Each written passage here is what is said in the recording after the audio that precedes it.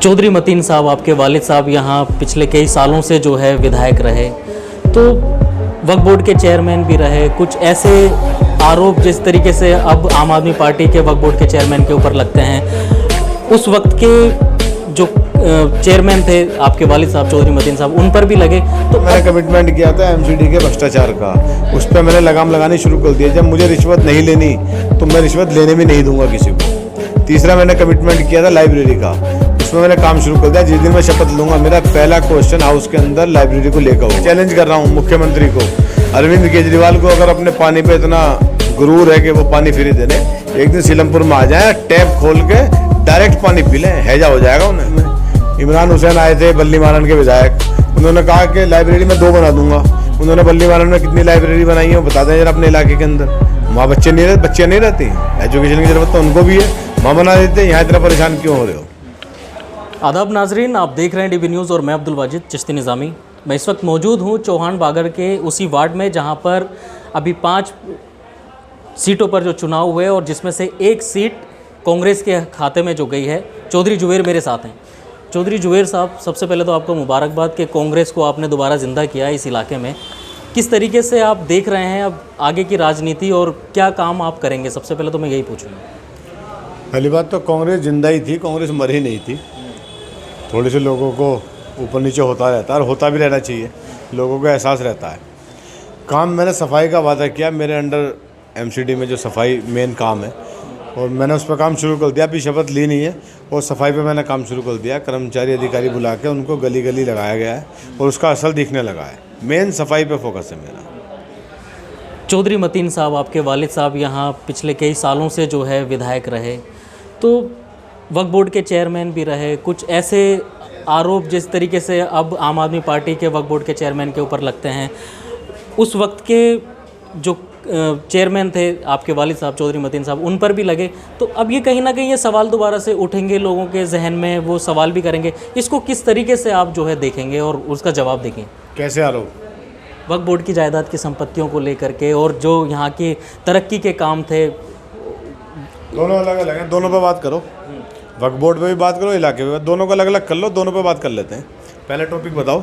ये मुस्लिम बहुल इलाका है, यहाँ पर अस्पताल, कॉलेज, ये सारे मामले यहाँ पर रहे, पानी की समस्या यहाँ पर रही, ठीक है। लेकिन अब आप काउंसलर के रहते वक्त जो है आप किस तरीके से काम करेंगे? आपने कहा अस्पताल, चौधरी मतीन के टाइम पे जग परवेश चंद अस्पताल बना 200 बेड का शास्त्री पार्क में। पता नहीं आपने देखा नहीं देखा, जाते में देख के जाना।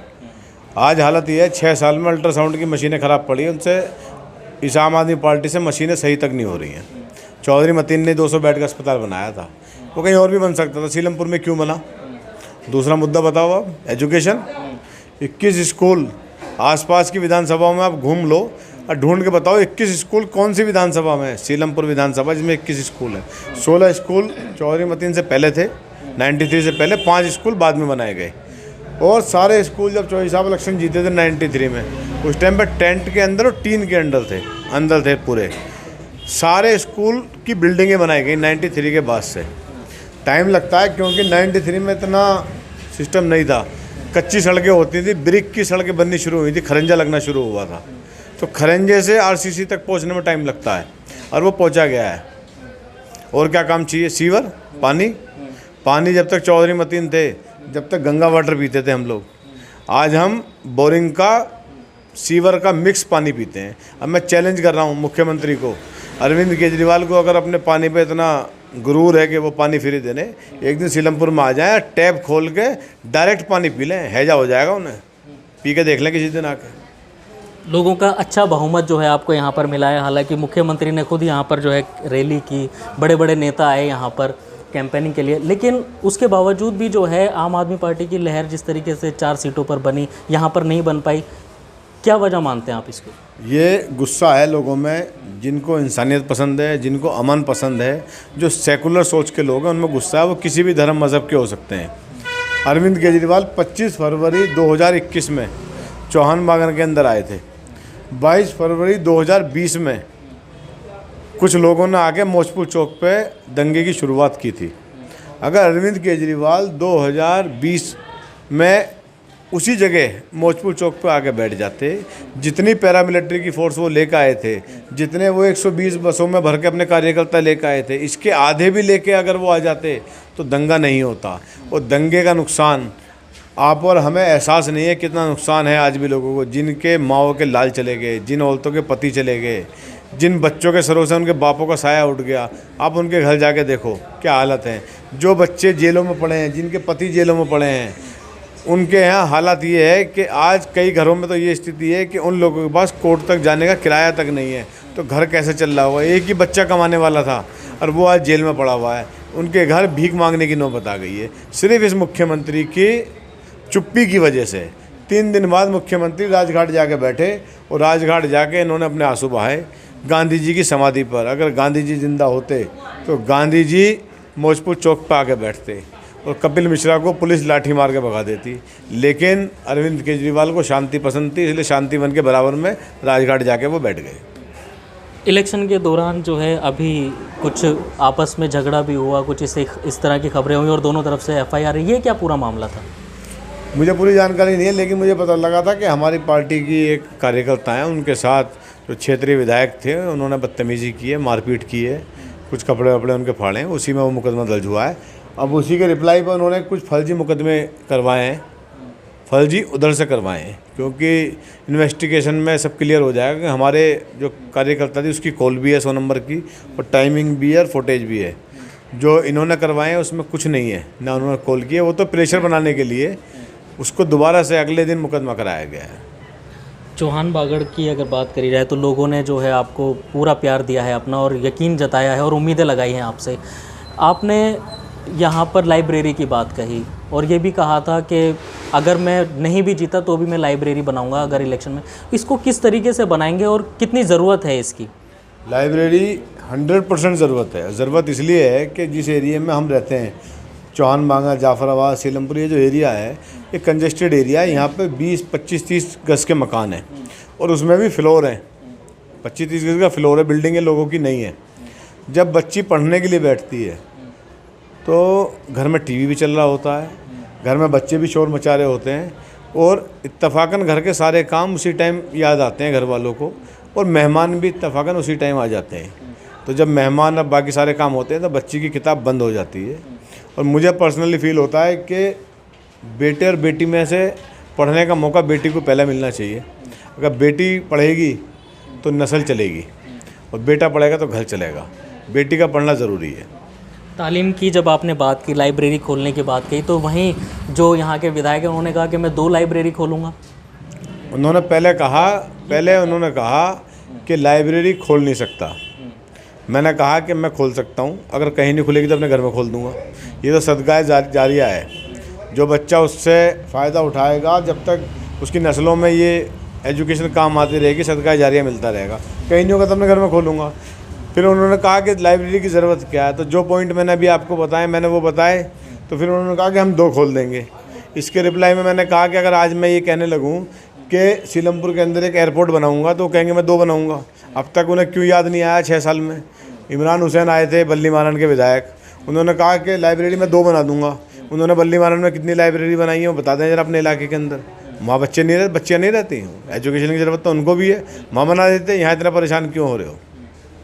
अच्छा, एक चीज़ और मैं ये, अब जैसे उपचुनाव हुए, अभी चुनाव होने में जो है 8 महीने का करीब वक्त है, तो इस 8 महीने में किस तरीके से आप अपना काम करेंगे? क्या आपकी जो है पहली प्राथमिकता रहेगी? मुख्यमंत्री चैलेंज करके गए थे जब आए थे कि ये अकेला काम कैसे करेगा। मैं उन्हें बताना चाहता हूँ मुख्यमंत्री को, मैंने जो कमिटमेंट किए हैं वो मैं रिप्लाई कर रहा हूँ, रिपीट कर रहा हूँ आपके सामने। मैंने एक कमिटमेंट किया है कि 150 गलियाँ, 300 कर्मचारी हाजिरी गली के लोगों से लगवाऊंगा, और उसमें काफ़ी हद तक मैंने शुरुआत कर दी है। उसमें मुझे मुख्यमंत्री से फ़ंड लेने की ज़रूरत नहीं है, विधायक से फ़ंड लेने की ज़रूरत नहीं है। फ़ंड तनख्वाहें उनकी एमसीडी देती है, अब पूरे निगम में देती है। कि ऐसा नहीं है कि मेरे वार्ड की अलग से मुझे चेक देती है कि तू दे दे, वो एमसीडी से तनख्वाह आती है उनकी। उनसे मुझे अगर पैसे नहीं खाने तो मैं उनसे काम करा सकता हूँ। दूसरा मैंने कमिटमेंट किया था एमसीडी के भ्रष्टाचार का, उस पर मैंने लगाम लगानी शुरू कर दी है। जब मुझे रिश्वत नहीं लेनी तो मैं रिश्वत लेने भी नहीं दूंगा किसी को। तीसरा मैंने कमिटमेंट किया था लाइब्रेरी का, उसमें मैंने काम शुरू कर दिया। जिस दिन मैं शपथ लूँगा मेरा पहला क्वेश्चन हाउस के अंदर लाइब्रेरी को लेकर होगा। मैंने जगहें देखी है और उन पर मैंने वर्किंग शुरू कर दी है। और इंशाल्लाह बहुत जल्द उस पर काम करूँगा। चौथा मैंने कमिटमेंट किया है व्हाट्सअप नंबर का।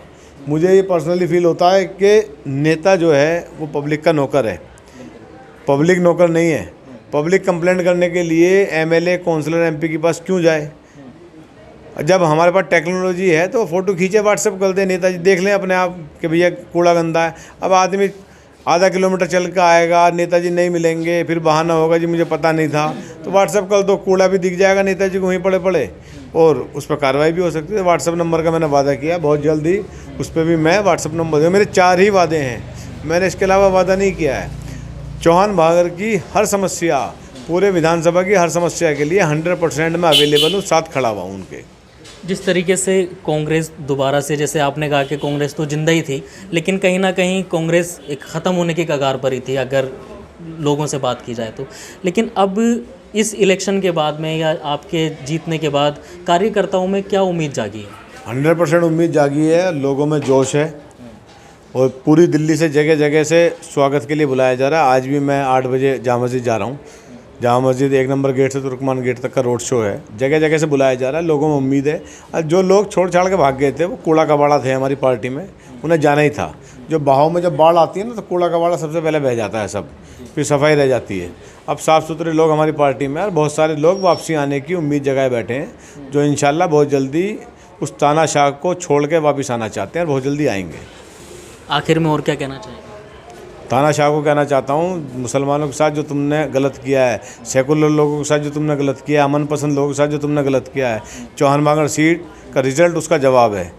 तुम समझ जाओ, अगर ऐसी ही हरकत करते रहोगे तो इसका नुकसान आने वाले चुनाव में तुम्हें बहुत अच्छा होगा।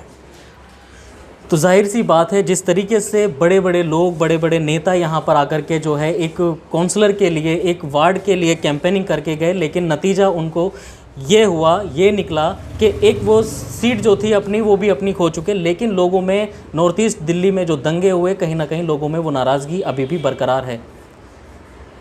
चौधरी ज़ुबैर ने जो वादे किए हैं और जो इनका एक मैनिफेस्टो है, जो इनका रास्ता है, जिस पे इन्होंने लाइब्रेरी का वादा किया है और जो तमाम यहाँ साफ़ सफाई की जो बात इन्होंने कही है, वो हम अपने चैनल के ज़रिए लगातार दिखाते रहेंगे और आवाम की भी बात उठाते रहेंगे, और चौधरी मतीन के जो साहबजादे हैं चौधरी ज़ुबैर साहब, और इनकी भी जो है बात आप तक पहुँचाते रहेंगे।